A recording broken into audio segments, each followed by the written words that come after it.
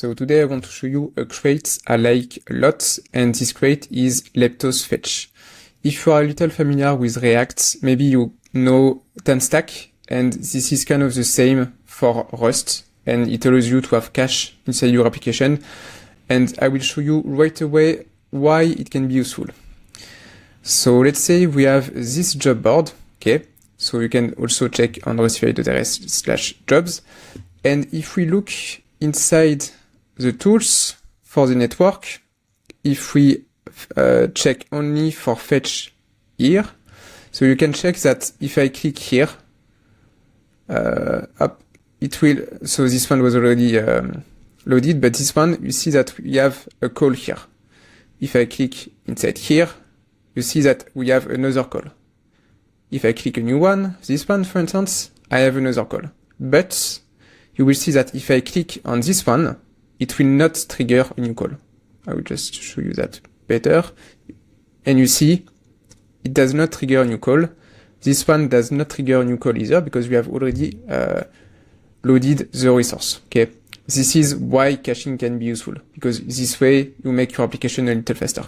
And if I go on the one I didn't try yet, you will see that it will still trigger this. Okay.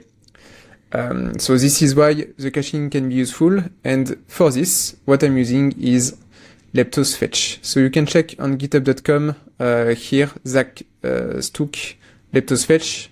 It's really well done. You can put a star also if you want. And I will show you very quickly how it works, and you will see that it's actually very, very simple. So what I was showing previously was the deployed website. But with leptos fetch, what can be cool is that if you look at what it provides, it provides a debugging tool, so a dev tool. And I will show you that just later. First, everything that LF provides, so caching, of course, request deduplication, it's part of the caching. Invalidation, also we will see that. Background refetching, refetch intervals, it can be very useful. So it's probably for the stale, when a caching resource becomes stale or not.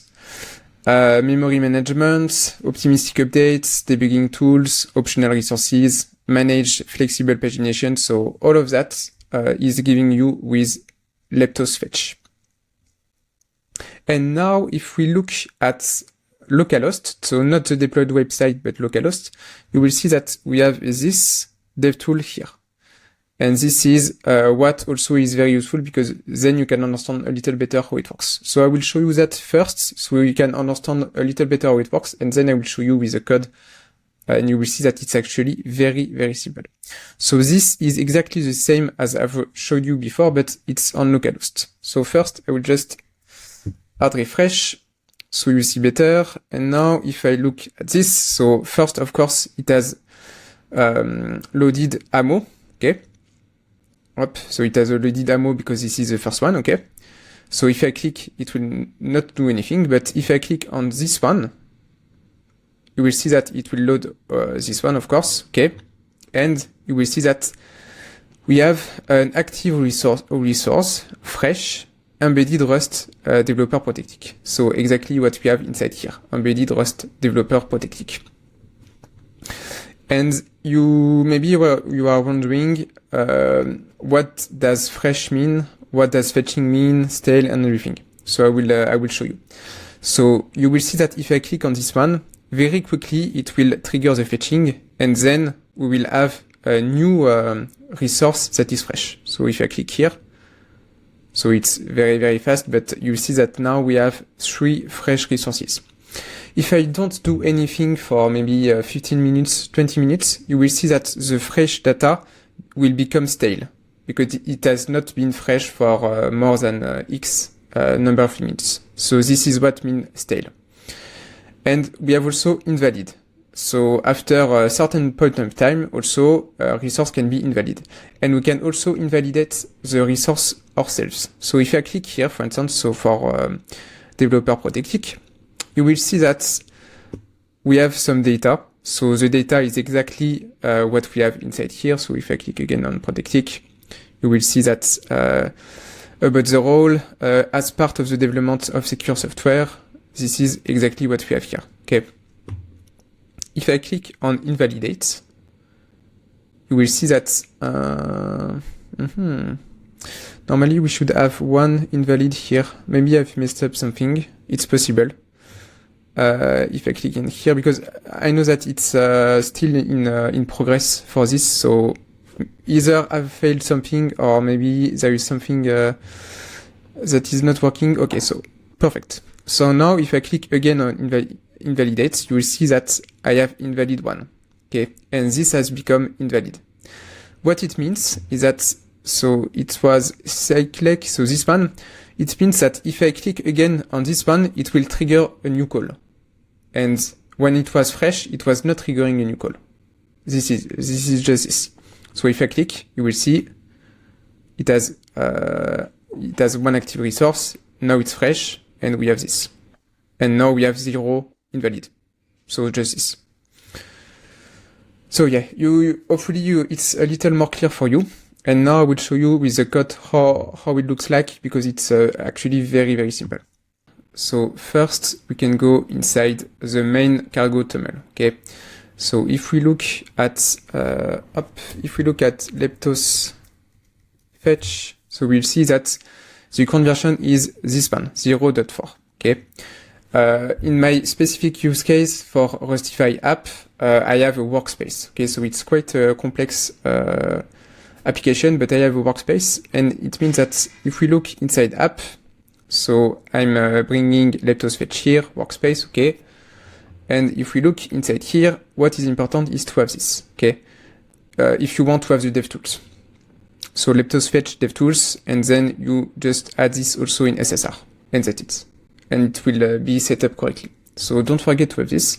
And once you have added that in your cargo tunnel, you just need to add then the query clients and also query DevTools if you want inside the app. So if you look at this, it's very, very simple. What you do is that you instantiate a client with query client, okay? And then you can use it in your query DevTools. And the query DevTools, it must be at the top of your app component. And that's it. And that's it. And it's very simple. And then you can use it very easily. So I will show you with this, for instance. So page job detail. So this is what we have inside here, basically. And if you look at what I bring leptos fetch query client. Okay. And then if we scroll down, I have the query client just here. Okay, so it's very simple. You instantiate the client with expect context, which is query client type. Okay, and then what you can do is that you can use up the client just here. Okay, so you can create a resource. So as you would do with leptos. It's just that here we are using clients, and with the client you can have access to different resources. So here what I'm doing is that I'm using a local resource, not a resource but a local resource, okay? And then you just pass the function that you want, and for me it was also the slug, okay? And then you have the job resource, and if we look at it, the job resource, so of course when you use a resource you can use either suspense or transition with Rust, with leptos, okay? So here I'm just displaying a simple loading state with skeleton, and then very simple, it's exactly as you would do with a normal resource in with leptos. So then you can get, map, and you can do whatever you want with it. And that's it. So as you can see, very, very simple, and then you will have access to all of this, and you will have also, of course, the caching that is working fine. So hopefully it was useful for you. And also, if you are curious, you can go on this. So if you want to check a few what jobs are available for us, you can go on this one. Feel free also to share it if you want. Also, if you are still watching this video, so probably you are also interested in the programs. So I have either a bootcamp or a coaching. So we can check the program here. So you have the full stack bootcamp here. So you can download also the curriculum. So this is not for everyone, okay? I'm selective with the people I take even for the bootcamp. And I have also a coaching, so you can also check the coaching. Here also I'm selective about the people I take, okay? I take a limited number of people.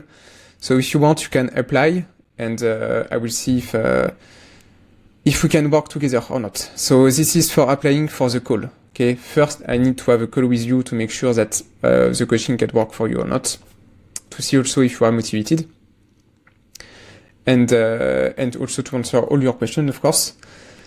And yeah, and that's it. So yeah, it was Max. Thanks for your attention, and see you next time.